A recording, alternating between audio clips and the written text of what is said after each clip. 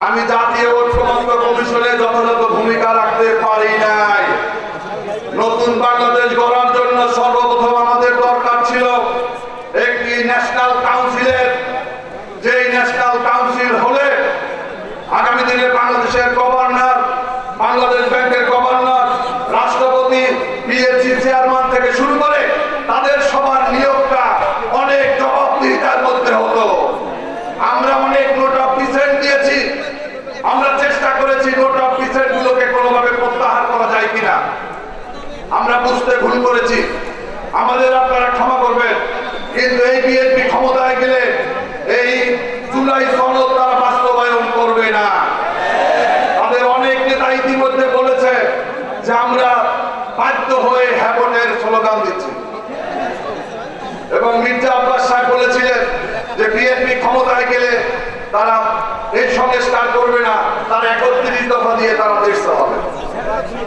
যার কারণে আমাদের এই সংস্কার দরকার।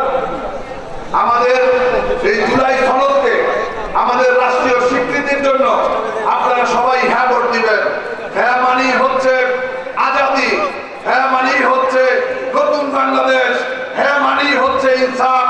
এই হ্যাঁকে আমাদের জয়যুক্ত করতে হবে বন্ধুরা আমার। বাত ব্যথা, প্যারালাইসিস কিংবা আর্থ্রাইটিস, আধুনিক ফিজিওথেরাপি ও পুনর্বাসন চিকিৎসায় নির্ভরযোগ্য নাম ডিপিআরসি।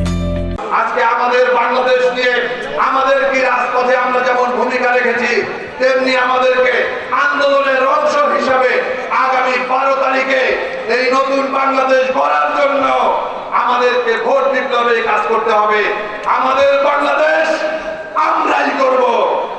আমি দুটি ব্যক্তির নাম না বলে পারছি না, বাংলাদেশের বাইরে থেকে আমাদের সাথে যারা একাত্মতা ঘোষণা করেছে সেই পিনাকি ভট্টাচার্য এবং সাংবাদিক ইলিয়াস, আজকে বাংলাদেশে তাদের কথা বললে, পিনাকি ইলিয়াসদের কথা বললে কিছু মানুষের ঘুম হারাম হয়ে যায়।